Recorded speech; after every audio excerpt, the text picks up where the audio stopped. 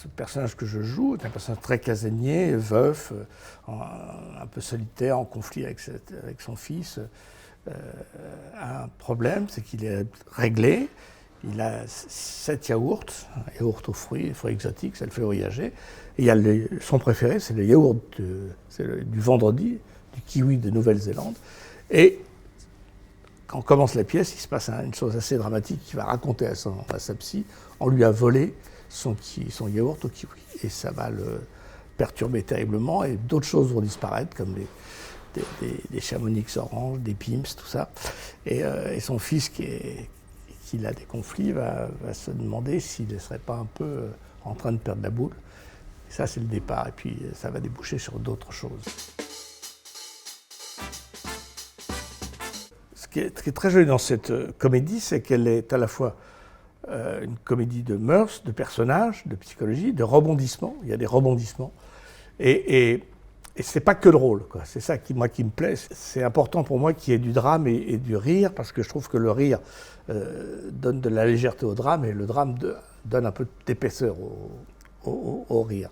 Et là, dans cette pièce, il y a tout. Je crois qu'un bon personnage de comédie, c'est un personnage qui souffre. La comédie ne repose que sur le malheur, de toute manière. C'est quelque chose qui a été fait pour vaincre le malheur, pour le supporter, pour le guérir. C'est d'ailleurs pour ça que je disais l'autre fois un truc sur Buster Keaton, on me demande mais pourquoi je ne ris pas dans mes films? Mais parce que j'ai tellement d'emmerdes que je n'ai pas le temps de sourire. C'est vrai qu'un personnage de comédie, au cinéma ou au théâtre, c'est un type qu'on met sur un écran ou sur une scène et on se dit « Oh, mon Dieu, c'est pas moi !» Et donc on peut rire, parce que c'est aussi une manière d'avoir un miroir de nos défauts. C'est vrai que le personnage de comédie comme l'avare, qui est un personnage en souffrance absolue, qui est ridicule, tellement il souffre, tellement il est dans son vice, enfin dans sa turpitude et dans ses problèmes. Oui, je crois qu'il y a ça c'est important. Puis après, il faut des situations.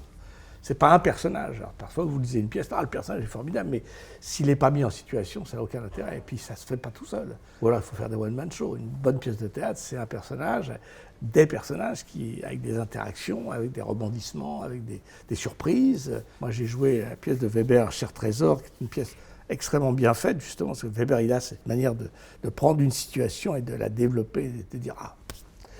Un pitch formidable. J'ai fait des études qui mènent nulle part. Je suis chômeur depuis 2 ans. Je ne suis personne. Je n'intéresse personne. S'il vous plaît, contrôlez-moi. On ne contrôle pas les gens qui n'ont rien. Qu'est-ce que vous voulez que je contrôle? Ben justement, c'est parce que je n'ai rien, vous pouvez m'aider. Si vous me contrôlez, on pensera que je cache quelque chose et je m'en mettrai peut-être à exister. Je suis désolé, mais l'administration fiscale ne joue pas à ces jeux-là. Dès que vous serez sorti, je me fous par la fenêtre. On est au 5e, on se retrouve en bas, j'arriverai sûrement avant vous. Mais enfin, les gens se suicident parce qu'on les contrôle, pas parce qu'on les contrôle pas. Eh bien, vous aurez un non contrôlé sur la conscience. Jouer avec Arthur, mon fils, c'est quelque chose dont j'avais envie, mais je me disais aussi, d'abord il fallait qu'il ait une légitimité, que ça ne fasse pas le côté je place mon fils parce que le pauvre il ne travaille pas. Or là, en ce moment, c'est plutôt le contraire, d'essayer de trouver un moment où il ne travaille pas. C'est quelque chose qui n'est pas évident.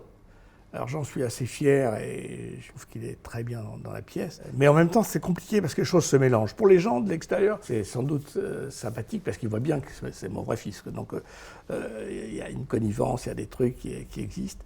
Mais en même temps, les choses se mélangent parce qu'il parle de ma femme, donc sa mère qui est morte. Le personnage est assez con, je le suis aussi, mais pas comme ça, pas autant. Lui, il m'énerve, mais pas pour ces mêmes choses-là. Donc tout ça se mélange un petit peu. Alors ça donne quelque chose d'assez fort parce que c'est nourri et en même temps, c'est pas toujours confortable. Et puis surtout que si c'est un acteur un X qui joue une scène et puis qui se foire ou qui parle faux, qui fait un truc, je dis bon bah tant pis, c'est sa vie. C'est mon fils, pourquoi il fait ça quand il a des petits tics? Moi j'en ai aussi. Donc, on se connaît beaucoup sur les trucs et donc le rôle est beau, il le fait bien et moi je suis très content de jouer cette pièce qui est vraiment très très touchante, très belle.